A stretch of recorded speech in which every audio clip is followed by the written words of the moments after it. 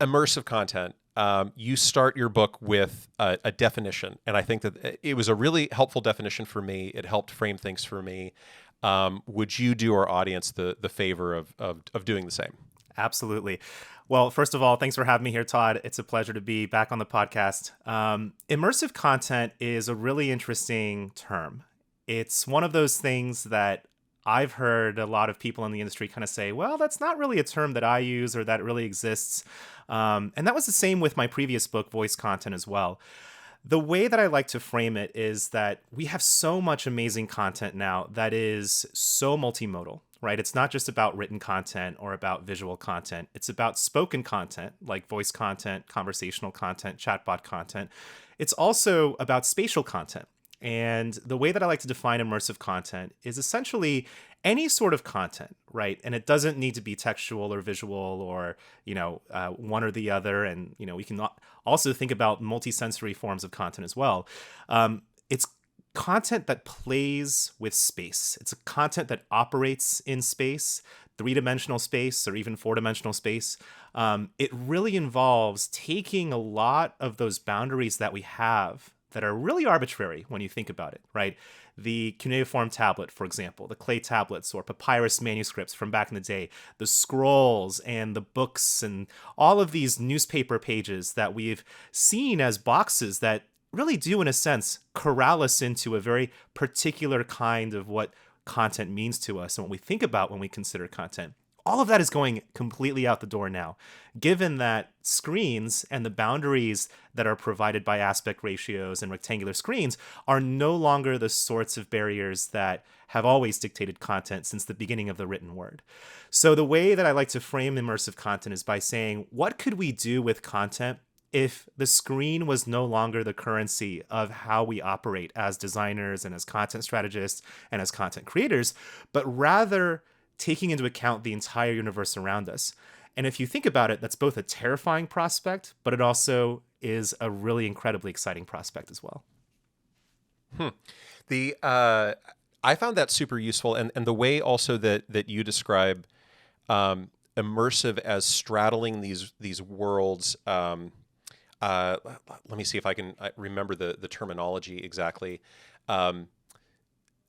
Straddling these two worlds between embedded and environmental, where and I love this kind of stuff because one of my degrees is in media studies, and so it's all this stuff about like Marshall McLuhan and the medium is the message and all of this stuff. I totally geek out on this kind of thing. So like the idea of immersive content straddling these worlds, these extremes of embedded versus environmental content, where embedded is within the frame of a device. So as you said, like we get used to content within like the rectangle of the page and how that's embedded. But then there's this environmental content where it's an ambient element in the world around us, and how immersive starts to play with the space between these two things. How it could lie at one extreme or the other, but usually it's where things start to get kind of gray and weird in between. I found that definition really useful because it really opens up a lot of possibilities. It's really easy to hear immersive and think like, oh, well, VR. But no, I mean, it's opening up your phone and using a translator app that has a phone or a camera on it, so you can look at text and it overlays another language on top of it. Like, that's immersive, right? Exactly. Like, really opens up the possibilities. It does. And I think Yep. you've really touched on, I think, one of the things that we're seeing change very, very quickly in the immersive world. For example, when I first wrote about that dichotomy between embedded and environmental, I mean, a lot of that concept is something that I thought about as being, well, eventually this is all going to go away, right? Eventually there is going to be no distinction between, what we see in our ambient environment and what we see on our individual devices, because our devices are going to basically overwhelm and encompass the entirety of our field of view. But I think there's an interesting kind of idea here. And, when I first actually shared out a lot of the book for feedback, a lot of the feedback I got, especially from those of us who have worked on the screen for so much of our lives as designers, is, I need some sort of a mental model that helps me transition and evolve from the sandboxes that I play in right now, namely Photoshop canvases or Figma artboards or Illustrator artboards, what have you, moving into sort of thinking about three-dimensional space. And this metaphor for the fact that, originally the very first augmented reality or AR applications were really about this very limited worldview, this very limited kind of window into an immersive environment, as opposed to being this completely kind of overtaking thing. Because, sadly, and, it is still very sad to me, I think we both probably grew up in the, wrong time in our modern era, because where the heck is the holodeck by now? Like where, why can I not Right, see, yeah. these like sort of Wikipedia articles going by me in a real physical space and actually be able to interact Yeah. with that content. And so this really, what I want to do with the book is I really want to help convince a lot of the designers that feel limited oftentimes by a lot of the ways in which spatial design works, spatial computing works, as well as, the limitations of the screen itself, to start to think more ambitiously beyond some of these arbitrary limitations that we have, which are really the borders of the screen, and to say, well, hey, once the technology catches up, right? Because it's going to Mm-hmm. very soon. I think we're going to get to a point very, very quickly here where it's not that clunky Google Cardboard or, any of those kind of, I would say, laugh-inducing devices, and more into the realm of Uh-huh. ergonomic wearables that are really going to change the way that we design for all interfaces. And you can see that already with recent advancements in technology today. Yeah, so that's your. Thank you for the elegant segue here. The Apple Vision Pro. What I find fascinating about the Vision Pro, and what weirdly excited me about like the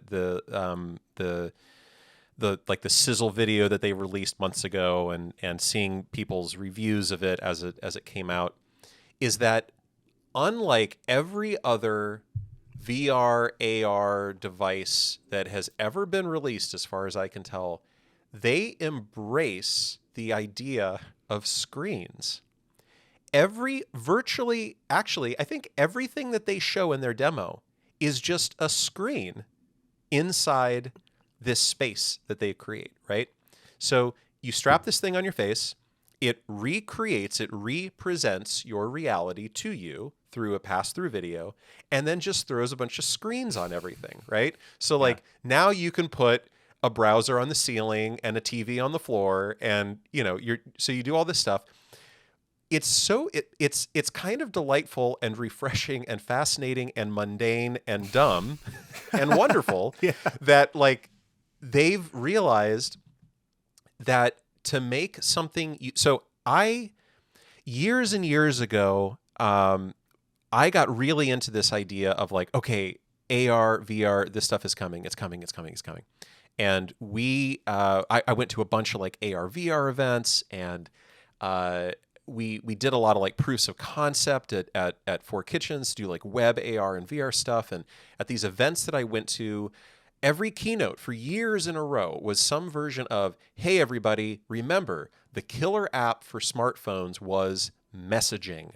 It wasn't accelerometers and the camera phone. It wasn't all this stuff that was cool. It wasn't touch interfaces. It wasn't pressure. It wasn't all these other devices. It was just people texting and emailing. That was the killer app. That's what made it the thing you had to have before you walked out the door, the first thing that you looked at when you woke up in the morning, the last thing you looked at before you went to bed at night, messaging, right? So they would always say, what we need is the killer app for AR, VR. What's it going to be? And there was never an answer to that. It was always a keynote that like left with a question, right? And then Mhm. everybody walked out of the room. What the what Apple seems to have done is said, yeah, it's just like it's just the web. Like it's just a screen. It's Safari, Yeah. right? Like that seems to be their gambit. Or it's like it's you're gonna watch a movie on it, and like that's fine. But they're also kind of throwing it out there to be like, now let's see what people do with it. Like we've set the bar kind of low, but what's cool about it is it opens up this possibility. But the going back to like these these demos that we made years and years ago, what we were playing with then was, you mentioned the cardboard. That's exactly the device we were using. So it was that flattened thing that like Google sent out with the New York Times, where it was two lenses inside a literal piece of cardboard that you'd fold up and you'd drop your phone into, and it would give you some kind of a stereo vision kind of thing that was roughly 3D and kind of wonky, but it worked. And so we built these 360-degree photo tours where you could like walk through spaces and like trigger events and do some stuff. And it was, pretty neat. It worked. And it was on the web, and you didn't have to have a special device. You could just use your phone. And you didn't even need to have a cardboard thing. You could just hold up your phone and kind of move it around and all of that. But what's so interesting about this latest iteration of VR with the Vision Pro is that we spent so long trying to put VR on the web, and what we wound up with was the web in VR. Mm-hmm. Yeah, right? I could not have put it any better than you just did, Todd. Yeah, right. But here's the cool question, and this is where I really want to pick your brain with all the research that you've done into immersive content. So now we have the browser on the ceiling, right, in the Vision Pro. I'm kind of joking, but like not really. You've got your Safari window open in your living room. There's a shadow underneath it because it's hovering above your coffee table or whatever. The text is crisp. The background is white, right? But you have the ability now to make it dimensional. Mm-hmm. So what is that? How do you make dimensional web content? Like, what is going to enhance the content experience? What like makes it literally pop, right? Like how does that become useful to somebody? How does it enhance a content experience when you can make it literally dimensional? Yeah, that is a great question. I think there's several angles to dig into here. I mean, first thing I will say is going back to the point about, we basically made the web into VR. We basically recreated the web in VR. I mean, one of the points I make in immersive content and usability is the fact that ultimately, and this is one of the things we see so often in the development of technology, right, is ultimately we are going to be gravitating towards things that are familiar to us. And oftentimes what that means is something like a skeuomorphic screen that doesn't actually exist hovering over a background that is really, for all intents and purposes, an overlay that is just like a page that we are holding up in front of our faces, right? But I think it's still a very good thing, because for the vast majority of users, especially those who have kind of played around with VR or AR experiments, just a little bit on their downtime, that's kind of the content that they're interacting with, right? When we built, for example, over at Acquia Labs many years ago, a way for a prospective college student to be able to, take a virtual tour of a university campus, right? Well, that was tied into the web content that we wanted to serve. We wanted to serve them literally a YouTube player within the context of that VR experience, because that's what was going to be familiar to the user. But I think this really begs an amazing question that that I feel like we're both kind of skirting around, you and I, Todd, which is, what is the next stage of what spatial content allows us to do with spatial interfaces that isn't possible at all today? And now, to go to your question, I mean, one of the things that I think is really important is, now that we're thinking about, obviously injecting these quote unquote skeuomorphic elements, I think about, for example, the fact that so many of the early content management tools were bulletin boards and had that name, right? Or, the fact that we have the save icon still representing a floppy disk. And of course, Generation Z thinks that that's a save icon and has no idea what that actually is. It just means it's a save icon. That's what it is, And so you hand them a floppy disk, they say, oh, it's a physical save icon. I mean, those sorts of remnants and those sorts of weird kind of, I would say legacy features of past technology are still going to be such an important bridge to kind of really reconcile a lot of the things that we want to see emerge in the future, and just the artifacts that we're familiar with today. And so I think when it comes to a lot of those things, I talk a lot about this in my book, Immersive Content Usability, which is that once we move into a spatial environment, right, where we are talking about, let's say, a web browser or some sort of an application UI that's hovering literally in space over a background that could be fungible, right? First of all, you could have an overlay that is not fully opaque, could be transparent because that looks nifty, of course. And then also dealing with the fact that we're actually now engaging in one of the most important ways of navigation and wayfinding that has been in place in our species for millions of years, or maybe not millions of years, because I don't think okay, well, don't talk to my paleontology professor. But I think the most important thing that we have to keep in mind is that we are now moving away from this kind of environment where we have to click or tap or even have an interlocution, as you know, a attractive dialogue with a chatbot or a voice interface, to literally doing what comes most naturally to us, which is interacting with our world and the spaces around us through locomotion and through physical interaction. And I think what that engenders is a huge amount of change in how we think about spatial computing and how we think about designing for spatial interfaces. Let's take, for example, that sort of sheet that you cited, right? You've got that sheet of content that's in front of you. Could be a web browser, for instance. Well, when I'm in a bustling subway station, if I'm in the middle of Grand Central or in the middle of the World Trade Center Oculus, how am I going to use this content, interact with this content in a way that makes it so I don't actually collide with anybody or even potentially cause a big accident? That's number one. And I think, obviously, the people who have designed Vision Pro up until this point, they've obviously thought through some of these issues. Like, okay, if there's something blocking something else, we can kind of shift it aside. We can move these things around. A lot of the early, I would say, AR and VR interfaces that we encountered way back in the day, maybe not as far back as VRML in the 90s, but certainly in that sort of middle range of the 2000s, you couldn't really do much to kind of, move obstacles around or change the way those overlays showed up. So what that means is, I think that number one, we've got to think more in terms of varied perspectives of how we actually look at content. So, we could be looking at, for example, this web browser that's floating on the ceiling or floating on a wall from a different angle, right? From an angle that means that, certain typefaces are not going to show up properly, or for example, a video where some of the colors are going to actually interfere with some of the surrounding colors of the environment that's passing through in video, right?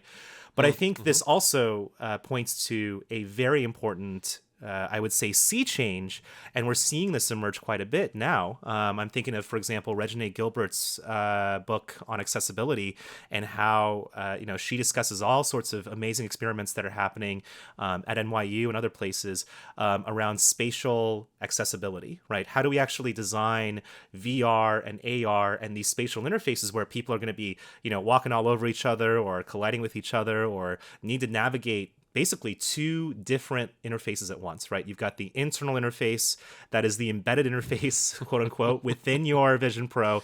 Then you've got the environmental interface, which is the world that's around you. How do you, first of all, there are lots of questions, right? How do you achieve locomotion for somebody who uses mobility aids, right? How do you achieve, really crisp interactions when somebody might not be using, for example, sort of their fingers to interact with an interface. Lots and lots of questions that really come up from opening that Pandora's box, for sure. I'm reminded, this dual interface thing reminds me of the videos of people wearing the Vision Pro and driving their Cybertruck. It's oh boy. Help us. I also just love also how, a lot of the recent sort of AR experiments, a lot of the recent, to go back to this whole browser on the, like, literally, if you look at some of the technology that underlies it, they literally just take like an emulator, sort of, it's a progressive web app for those who are familiar, but it's basically just embedding literally a web browser UI into a AR or VR headset, complete with a back button, a URL bar, like a forward button. Like these are things in some ways that you think, okay, so I'm just going to be doing the same things that I've been doing yes, on my Vision Pro. But that's the first step, right? Because that's where you start to think about, okay, what are some of the gestures that could fall into place here? Is there anything, are there haptic indicators or affordances that might make more sense here? So lots of interesting food for thought. Yeah, and there's a lot of strong possibilities of more tightly integrating some of the demos that we saw when web VR and AR uh, was first being discussed and experimented with a few years ago, where you could pull 3D models out of like Wikipedia pages, for example. So if you were looking at a page about like the lunar rover, uh, and they'd have photos of astronauts riding the lunar rover, but like, well, tap this button and you can see a 3D model of it. Well, if you're looking at a screen on a laptop, you might see it spin, or maybe you could use your mouse to click and drag it and kind of move it around and twist it and look at the bottom and look at the top and all of that. But if you're wearing a Vision Pro, you could have that thing land in your living room in to scale, right? And you could even maybe have it drive around, or you could kind of sit down in it, or something like that, and that could come out of the web, right? So there might be examples like that of ways that you can have content that's derived purely from the web, but have it kind of like land in your physical space. That's doable, possible now, I assume. But what people are going to be able to do with that as they start to get used to that technology and start to experiment a bit more will be really cool. I hope. You see it emerge already with a lot of the exciting sort of innovation happening in the e-commerce space. Tools like virtual try-on, where you can take an article of clothing, try it on, and kind of like film yourself in that article of clothing. We've seen this, obviously. You and I both have seen this around positioning furniture within an empty room and sort of having that sort of IKEA angle. I think what's really going to be what really kind of gets me worried, however, is that we're going to get to a point where these devices, these wearables, become inundated with advertising. There's a really famous viral YouTube video that went out. It's been a long time. It's probably been about 8 or 9 years, but it was depicting this sort of dystopian nightmare of advertising, where somebody would put on a VR headset, and then it would just be essentially kind of like a scene from Minority Report, where just you would be assaulted with just huge amounts of advertising. And I think, but of course, given the way that the history of the web has gone, and the history of advertising and all of that has gone, I think it's sooner rather than later that we're going to see that start to happen. So Absolutely. yeah. I wonder what the virtual reality Vision Pro equivalent of like a broken link or a broken image indicator is going to be. And as these things age, like what waving those out of your view as you're assaulted by those as things start to depreciate. Well, let's move on to universal content management. So Sure. You just spoke at Drupal Mountain Camp.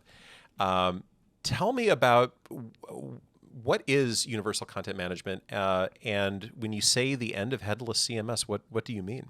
Sure, absolutely. First of all, that's a phrase that I made up. It's not something that anyone else is using right now. But simply put, I think that we're entering a very interesting stage of innovation within content management and the CMS market more generally.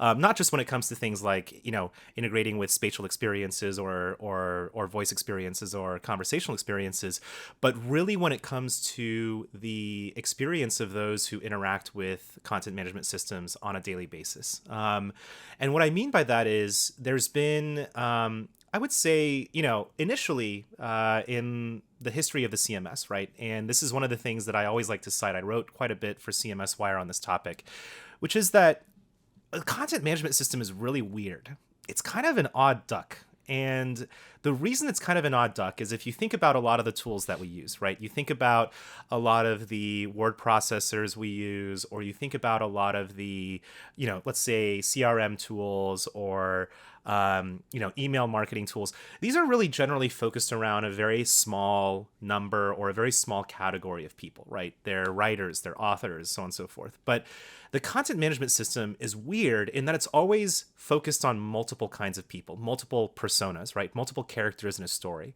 We're talking about not just content authors and people who are reviewing content or approving content. We're also talking about developers who have to be able to consume that content as data. We're talking about designers who have to be able to template out certain things with their content that they're actually responsible for, branding. We're talking about compliance officers who have to assess HIPAA or GDPR compliance. I mean, the list goes on. And what's really interesting about the CMS is that it kind of emerged almost organically by accident as this way for people to say, hey, that blogging tool or that discussion forum tool or that PHP BB, bulletin board tool, that doesn't really work that well. We need something that's a little bit more robust. What happened, of course, is it emerged with, I think, almost a little bit too tight of coupling between the actual presentation of the content, the way that the content actually appears on a website, versus how we actually manage that data. And we saw that reaction come about with the advent of the headless CMS in the early 2010s, which was really saying, hey, content is data. That's really all it is, even though, of course, I can hear multiple content authors behind me crying at hearing that phrase in that sentence.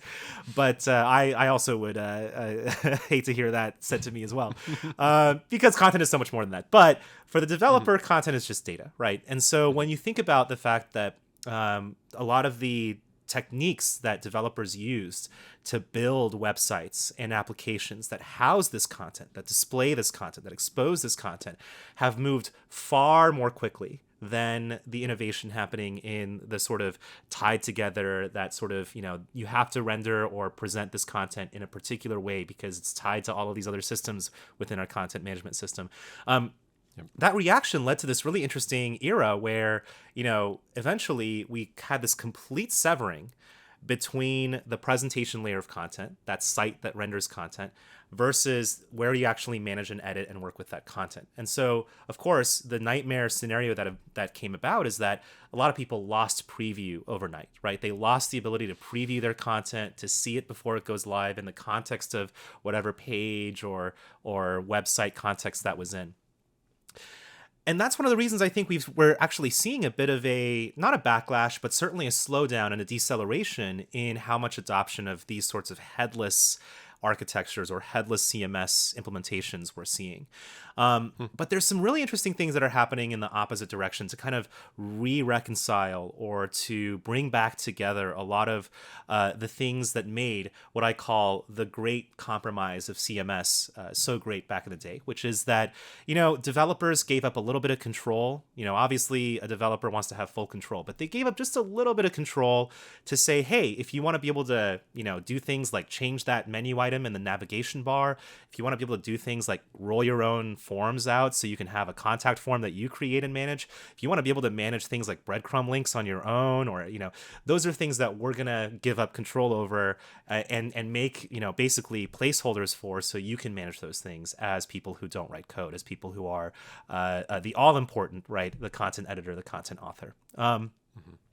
However, I think one of the things that we're seeing is that a lot of people are now reacting to this kind of state of affairs saying, well, it shouldn't really matter where my content is going. It shouldn't really matter where my content is being rendered. I should still be able to preview that content and work with that content as if it was just another website managed within the CMS and not completely separate from the CMS. So what I mean by this is that, universal is a word that's been thrown around quite a bit in development circles. And universal, really simply put, means essentially an application that you can execute, that you can put anywhere in your architecture, and it still works and it still runs. And generally speaking, in the past 5 to 10 years, there's been a huge trend in JavaScript development towards saying, well, hey, we should be able to run the exact same code, run the exact same lines of code within the web browser that we do within our server that's actually handling, let's say, the delivery of data to our website, and also to be able to actually work with that in other settings as well, in other environments, right? So basically take out the sort of notion that this code has to be run in this particular place. And that's causing a huge sea change and paradigm shift in how we think about CMS from the software development perspective and from the perspective of architecture. Universal JavaScript meant for the first time that you can actually take code and pretty much run it anywhere that you need to, and pieces of it anywhere that you need to, but still have a very cohesive understanding of what's happening ultimately within that architecture. I'm arguing as well that actually applying that universal paradigm to content makes a lot of sense too, right? If you're delivering content over to, let's say, a completely separate website that is not running on your content management system, but is running on a separate technology like React, for example, which is something a lot of folks might have heard Like of. a microsite. Like a microsite, exactly. Okay. Yeah, a throwaway so site. like in other words, to reframe this for like a site administrator, a site manager, you have your main site that has a whole bunch of content on it, but you also run a handful of microsites that are specific to like, maybe a campaign that you're running or an event or, some kind of a special or a sweepstakes or something. And so you want to push a certain, like a particular piece of content to this microsite. And so... Yes. And so, by the way, also, and I think a lot of the ways in which I think people think about microsites is relevant here too, right? Because oftentimes the technology you build your microsite in is not going to be the same technology you build your mission critical website in. And the reason for that is it's a quick one-off. It's something that you want to maybe do some experimentation with your engineering team.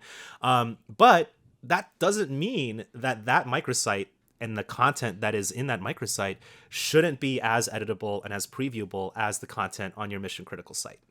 Right. And so I think there's a lot of really interesting emerging things here. And I'm going to obviously toot my company's own horn as well here. As VP of Product at .cms, we are working on something called Edit Mode Anywhere, which allows you basically to edit pretty much anywhere your content ends up, to edit that within the context of your CMS, just as if you were to edit a website that was being governed by and controlled by .cms. And I think we're seeing this really interesting emergence of, let's say, CMSs begin to leach into these territories that they really were very, very scared of approaching before. I've certainly seen this quite a bit as well, where they're saying, well, hey, this is the reality now, right? People are going to build microsites and whatever they want to build them in, but we have to still honor our commitment and our contract with our customers to serve them preview, serve them editorial interfaces, and so on and so forth. You see Builder.io, for example, going in this direction as well, where they're saying, well, hey, it doesn't matter what you build your microsite in or what you build any of your sites in, you should still be able to edit everything just as if it was something that we were deploying and rendering and responsible for within the context of our infrastructure. Right.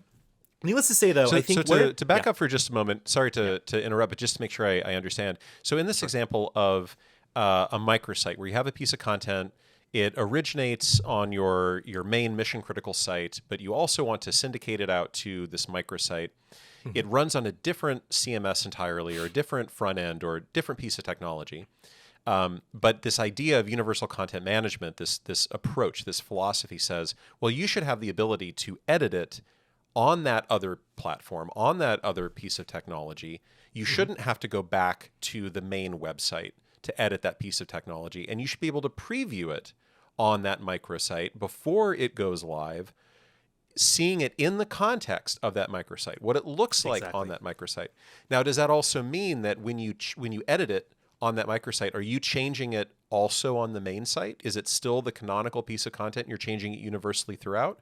Or are you saying that so you can change it in one place, but maybe you also have the opportunity to branch that content? You could also, yes, of course. Yep. Got it. Okay. Okay. Absolutely. Cool. And I think that I think really, really points to, I think, where, when I say universal content management, what I mean is, in this former landscape, right, of just headless CMS, right? When the headless CMSs first emerged, right, you could build a microsite, but then suddenly, to preview content or to edit that content, you had to go all the way back into the CMS. And, suddenly there was this completely, there's this black box basically, which was this preview that you couldn't preview anymore, right? This application that you can't actually look into anymore. And so the idea that I think is really beginning to spread, and this is the reason why I think headless CMS as a moniker is starting to end as a trend, is because these CMSs are actually, and I know that this is going to be lost on some of the audience, but we're seeing a bit of a remonolithicization of the CMS. And what I mean by that is these headless CMSs are realizing, well, the customers that are going to choose us, right? They've already chosen us, right? But we need to somehow figure out how to reach those customers that are still working in these very, in their old architectures, because that's what they're used to. They're used to preview and all that sort of thing. And there's obviously two ways to go about it, right? I've seen both approaches where, take that microsite, for example, that some other developer built that's consuming the content from the main site, but is just on its own. Well, you should be able to, open up a little menu and say, click on edit mode, and then suddenly you see all of these amazing affordances appear. You can click into any piece of content, edit it right there, hit save, see that take effect right then and there with a live preview. Or to go in the other direction, which is to say, well, hey, we've got our own visual page builder within our CMS. Now let's actually make that same visual page builder with all of our drag and drop tools, all of our templates, all of that stuff available, and our components there and our regions. Now let's make that something that we can actually do the same thing with, exactly the same UI, exactly the same experience for the user, for all of these microsites that could be built in X, Y, and Z technology or on X, Y, and Z platform. Got it. And what that really suggests is the CMS is now becoming a lot more than what it was before, right? It's now becoming a lot more than just something that could only govern its own platform, its own technologies, to something that can work with any technology at all. And I think that's ultimately where a lot of the marketing language that we see right now around composable is also headed, right? Is to say, well, in the future, it doesn't matter where your content is being displayed, right? It could be in a Vision Pro, and you could even edit your content or preview your content within the context of your Vision Pro, or even within the context of your chatbot, or even within the context of your voice interface, right? And these things, I think, are pointing towards also other trends that have emerged, right? Not just editing anywhere and editing anything anywhere, but also being able to actually deploy anywhere, right? A lot of CMSs now have multiple components or multiple pieces of software now that are infiltrating these places that they never were before, right? One good example of this is Builder.io or .cms, where basically you take portions of the CMS code, right, and put it into this other technology in order to make the CMS aware of this other platform and this other microsite, this other technology that you're using.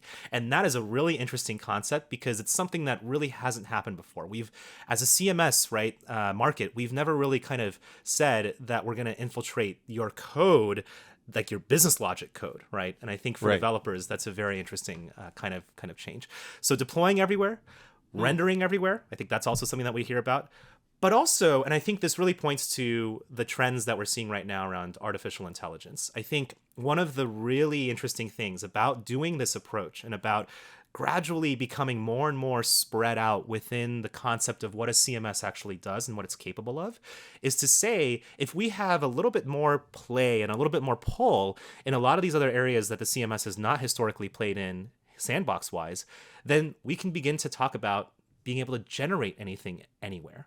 And I don't just mean some of the, let's say smaller scale AI features that we're seeing emerge. For example, at Oracle Content Management, there was smart content, right? Generating content or finding an image based on sentiment analysis or, based on processing of that piece of text. Find me a stock image, right? Or find me an asset in my asset library. Where this is pointing towards is, well, let's go even deeper, right? Can we actually potentially do things like generate actual code or actual layouts, or even actually generate, let's say, entire microsites that also are fully integrated into the CMS as a fully fledged first-class citizen? I think it's really revealing that that Jensen Huang, right, the CEO of NVIDIA, everyone's talking at the time of this recording about his quote, right, which is that in the future, nobody's actually going to have to learn how to code anymore. It's all just going to be prompt engineering. You're just going to put in a prompt and it'll generate, some amazing thing for you. Of course, I think we've all been through the days of Front Page and Dreamweaver and know how that's going to end up. But yes. One of the things that I think is really interesting about this idea, right, is that we've seen this in the web world, right? I know you're familiar, Todd, with the grid.io from, what was it, maybe 10, 11 years ago, Oh where yeah. and their sole idea was we'll generate responsive layouts and responsive design solely based on, some prompt. And I think it does portend a very interesting era in CMS, that we're just beginning to scratch the surface of. I mean, a lot of the features we're seeing emerge in the CMS market are really only scratching the very minimal surface of what's possible. I love the segue into AI. Before we take a full turn into that, I want to summarize really quickly this concept of universal content management. So for the site maintainers, the content managers out there, people who work with content on a daily basis, what it means for them is this idea that there's a good chance you're working with multiple sites, not just one, and there's an even better chance that those sites are not very tightly coupled together. Like there's a really good chance that they don't talk to each other. They don't know that all the other sites exist, and that you're having to hop between lots of different sites, and you're probably copying, pasting a lot of content, and it's all out of sync, and it's just you're having to keep track of things offline and doing a whole bunch of extra effort. But this concept, and please correct me if I'm wrong, and I'll try to say back to you what I think you were saying to me. This concept of universal content management is that there is a push, there's a trend that you're seeing that allows. There's this trend in content management that will allow content managers, people, site admins, content creators, the ability to use their content in multiple places, across multiple sites, across multiple platforms and pieces of technology, and be able to edit and preview that content in all of those places, regardless of where it appears, and have it also update in all of those places, regardless of where they edited it. Right? Exactly. Fantastic. That's there. I feel like there were echoes of that in the past. There and right, like it wasn't quite as holistic as what we just described here, and it maybe it didn't go like two ways. Maybe it just kind of went one way. Yeah, yeah, But exactly. it is also. I'm so glad also that you brought up this idea. This frightening notion of overnight they lost the ability to preview, and boy didn't we. Yeah. Like that's bad. Like Yeah. what a huge step backwards we took on the web when Yep. literally almost overnight we lost the ability to Almost preview. overnight. Exactly. Yes, and one of the things I love most about the fact that we do a lot of work in Drupal, not exclusively, but a lot of work in Drupal. Our website runs in WordPress because that's the best tool for the job for our own company. Because it's a marketing site is what it is. We're marketing our services as an agency. One of the things that I love most about it is the preview button. It's great. Yep. Works great. I love And it. that's the thing. And I think, a lot of folks definitely, especially those who work with CMSs who, there's a lot that goes into making that button real and making it happen. Yes. It is Oh, one boy. of the hardest and most challenging It is things. so hard. Oh, I mean, I have waded through the guts of Drupal long enough in my 18 years of doing this that oof, Yep. it's rough in there. Let me tell you. It is. Yes. Okay. Let's get back to AI because I love the direction you were taking this in, and this concept of in the future you will never have to blank again. Famous last words. Yeah, I disagree. I disagree. Anytime anybody ever says anything like that, that's never, ever, ever true. And all it portends is that I'm going to get some lowest common denominator, boring, one size fits all kind of solution. But the element of truth in it is, in the future, you're going to get 80% of the way there with 20% of the effort. Like that's true, and that is going to be the case, and we're pretty close to that already. So I would love to hear your thoughts about the effects that AI will have on content management systems, and what I thought I was going to talk to you about going into this conversation is like, oh, how are we going to integrate stuff like OpenAI into the editing interfaces and things like that? But the direction you're taking this in is not what I expected, and I think it's way more interesting. So let's do it. This idea of using AI to build content management systems themselves, or to replace, or to augment, I would love to hear more. What are your thoughts? Yeah.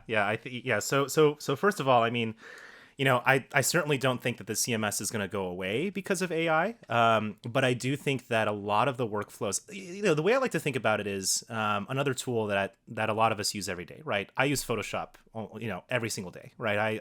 I edit photos. I like to, do a lot of fun stuff with, I'm a good graphic designer. I like to, like I'm actually not, but, what that means is that, I've had a chance to try out a lot of the really interesting tools that that Adobe has introduced into Photoshop. One of those is generative expand, right? Where you basically expand out your canvas. You've got this blank space surrounding your current image. You just hit generative expand and it kind of generates, what the surroundings of that original canvas could look like. But nobody's saying Photoshop's going away, right? I think that there is a big difference between doing that sort of thing and also, So what I do think, however, is that we are at a point where a lot of the work I'm seeing right now in the CMS world when it comes to AI is very small and is really solely, I think, because of the limitations of a lot of the APIs, a lot of the ways that CMSs are architected right now. A lot of them are focused on basically asset handling, right? Like, how do I, find me an image that's just like this, or have a Dolly plugin, right? Like, okay, generate an image for me that fits with this prose. Whereas I think a lot of the direction that I'm seeing people move in more and more these days is, well, hey, can you generate content for me based on this, right? If I've got a summary field, I've got a full-on body of text, can I auto-generate a summary version of that I can then use for SEO purposes or what have you? We're also seeing, I think, some really interesting things emerge when it comes to AI being used for things like sentiment analysis within the context, and these are sort of the things like what Grammarly does, for example, right? Basically being able to target content more towards an audience based on what you're actually reading from the content and how the AI thinks about the content. But from my standpoint, and what really is relevant to, I think, this idea of universal content management, right, is, well, I would love to have a situation. For example, let's go back to our microsite example. I would love to have a situation in the future where I can say, I need these pieces of content, and I just go in and select, like, okay, multi-select, fit these 15 pieces of content. I need this to be a multi-site. It has to respect these brand guidelines, this design system, potentially, right?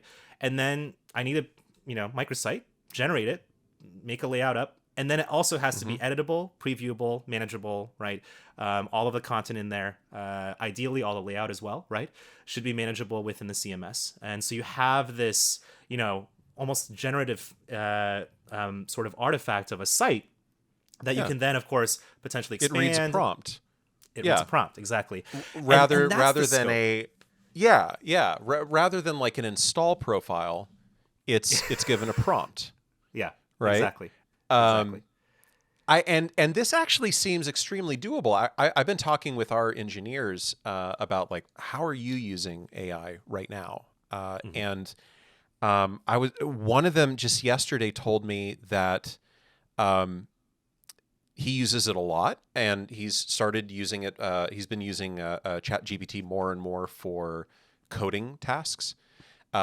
And the most advanced thing that he tried and was surprised worked flawlessly was asking, I hope I'm getting the technical details right because this is a little outside of my wheelhouse, was asking it to compare two very, very, very large config files and have it translate. There was some kind of translation that needed to be done to convert like one to the other that otherwise would have taken a few hours of like line by line accounting, essentially. Just like visual, and it's not something that could have been done through like a compare tool or something. But it just would have had to been like, all right, this line and do this and do this and do this and do this. And within seconds, spit it out, understood how to do it according to the Drupal API, and it ran perfectly, flawless. saved him a couple hours.